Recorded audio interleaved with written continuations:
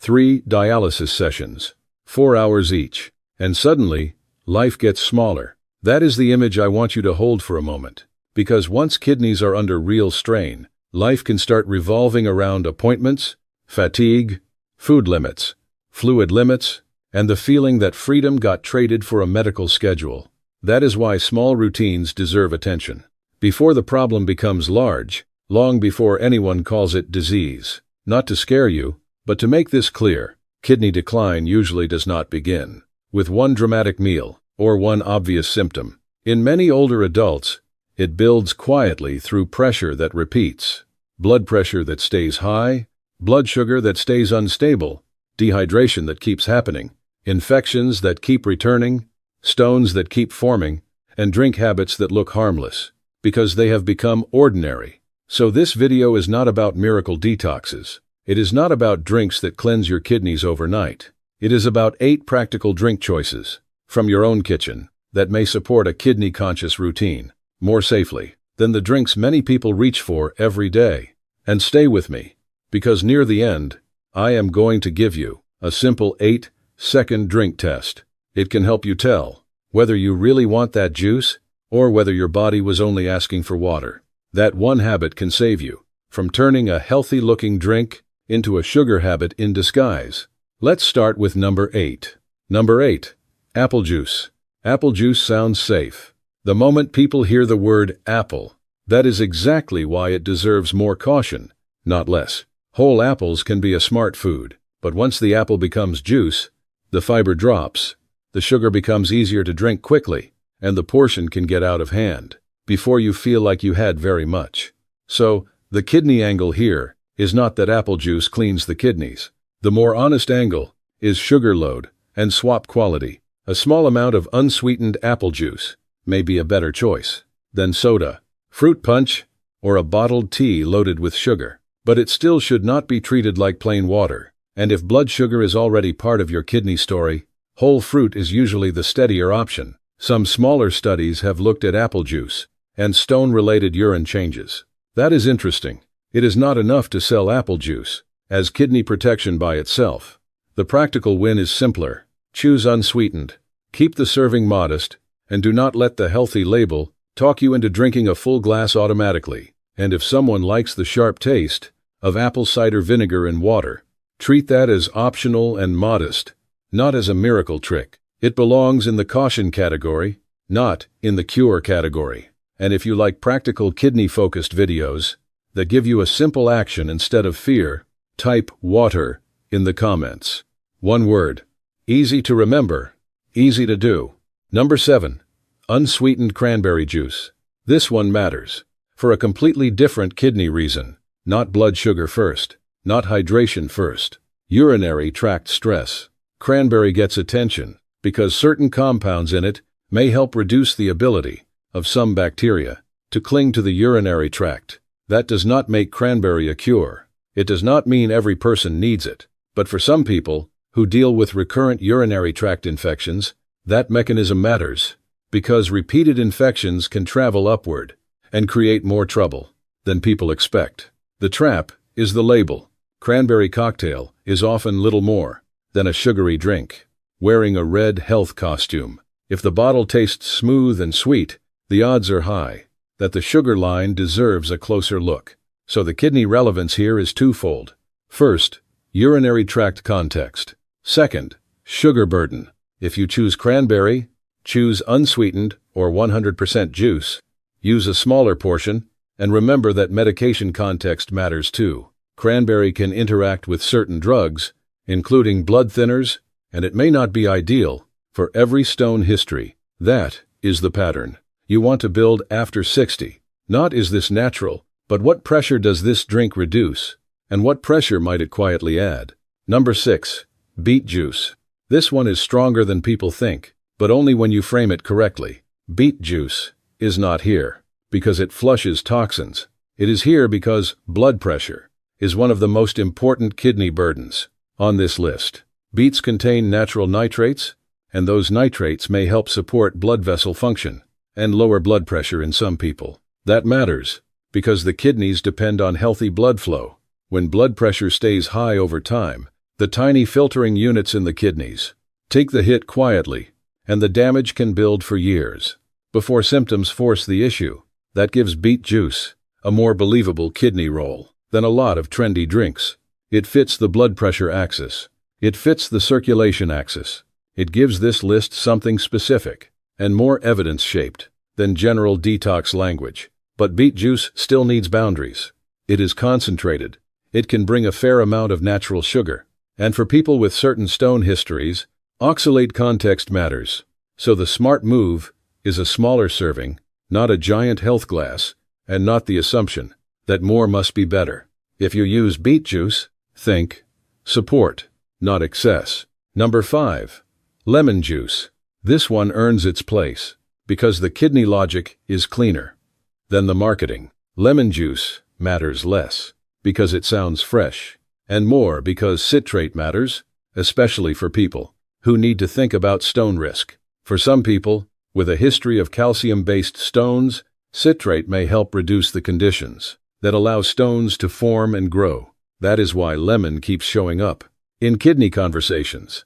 Not because it is magical, because it connects to a real mechanism. It also has a second advantage. Lemon water can make plain water easier to repeat without pushing sugar higher. And that matters because a repeatable, low-sugar drink habit usually helps more than a dramatic drink people only use for 3 days. If someone likes warm lemon water in the morning, that can be a practical routine. If reflux, enamel sensitivity, or stomach irritation are an issue, dilute it more and keep it gentle. The goal is not intensity. The goal is consistency. Number 4. Lime juice. Lime belongs here for a different reason than lemon, even though they are close cousins. Lemon leans more naturally into the stone risk conversation. Lime leans more into fluid adherence and the reality that many people simply do not keep drinking plain water unless something makes it easier. That is where lime can help. A squeeze of lime can change the experience of water without turning it into a sweet drink. And for kidney-conscious older adults, that matters. The wrong drink often enters the routine because it is more exciting, more flavored, or easier to reach for than water. So the kidney axis here is hydration support without unnecessary sugar. Lime water can help replace sweetened lemonade, sports drinks, or packaged immune beverages that often carry more sugar than the label first suggests. For viewers with strict fluid plans, especially those on dialysis, even a good drink still has to fit the total allowance. Natural does not cancel fluid restriction reality. But if the goal is to make allowed fluids work better, lime can earn its place. Number 3. Celery juice. Celery juice may be the most over-marketed drink on this list. That is the main reason, to keep it brief and honest. The science does not support treating celery juice like a kidney cleanser or a cure, but it may still have a practical role as a lighter, lower-sugar vegetable-based swap. For people trying to move away from soda, sweet coffee drinks, or fruit-heavy juice blends, that is the kidney value here. Not magic, not cleansing, better swap logic. And because celery can matter for some medications, especially blood thinners, this is one more reminder that even a green drink has to fit your actual medical context. Number 2. Cucumber juice. If I had to pick the quietest kidney-supporting option on this list, cucumber would be close to the top, not because it is dramatic, but because it fits real life. Cucumber is mostly water. It is light. It is easy to pair with mint, lemon, or ginger, and it does not create the same healthy but still sugary trap that catches people with fruit-heavy juices.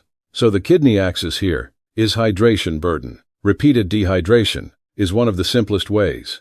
People make kidney work harder than it needs to be. That does not mean everyone should force fluids all day. It means many people do better when they make plain or lightly flavored water easier to repeat. That is exactly where cucumber can help.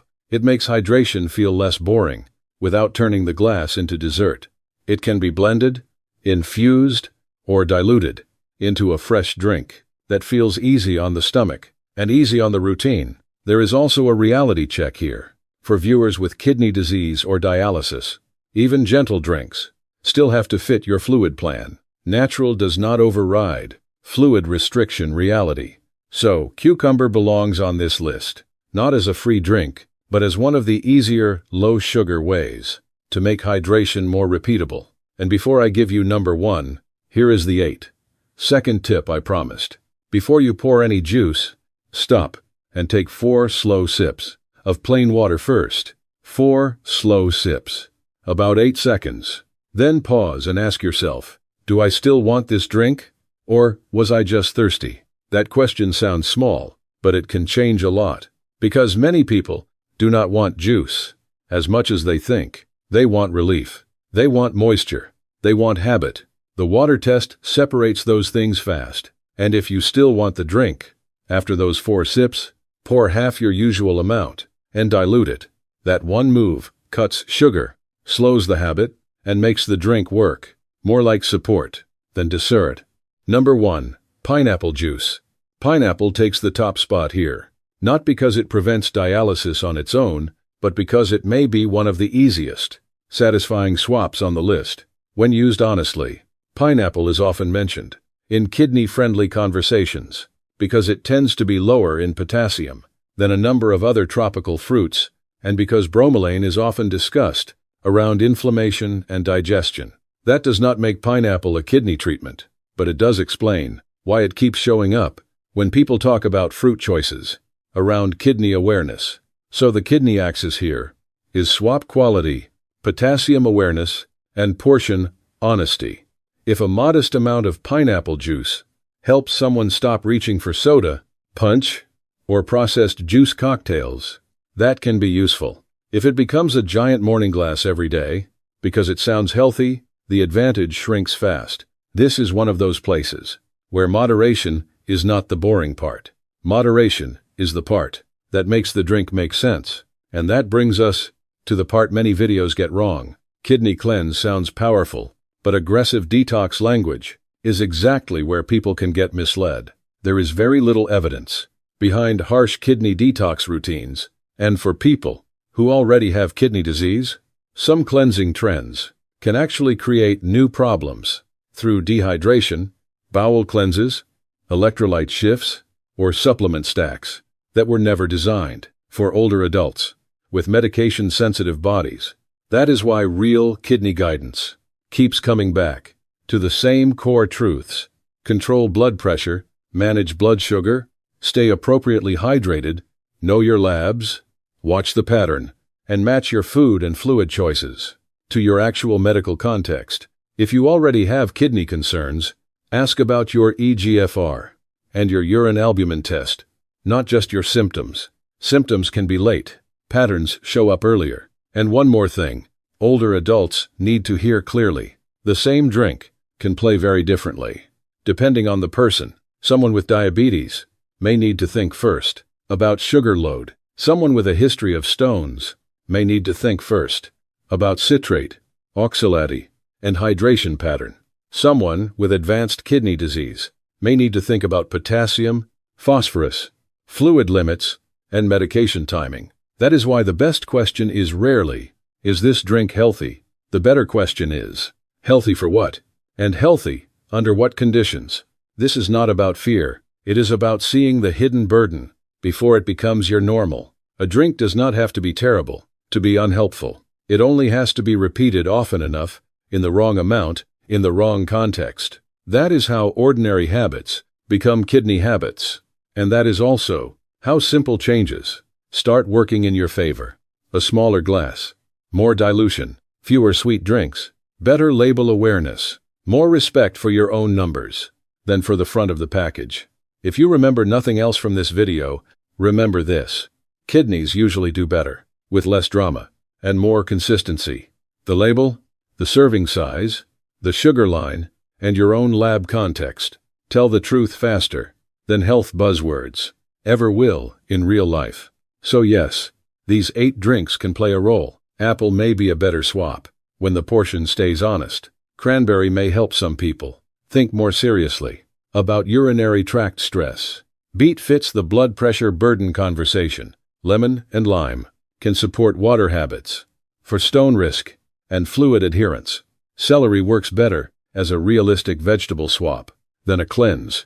Cucumber supports repeatable hydration, and pineapple may serve as a more satisfying swap when moderation stays intact. That is the real promise of this video. Not top drinks to cleanse your kidneys.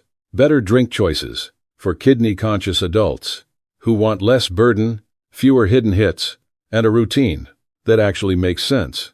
If this helped, type "steady" in the comments. One word.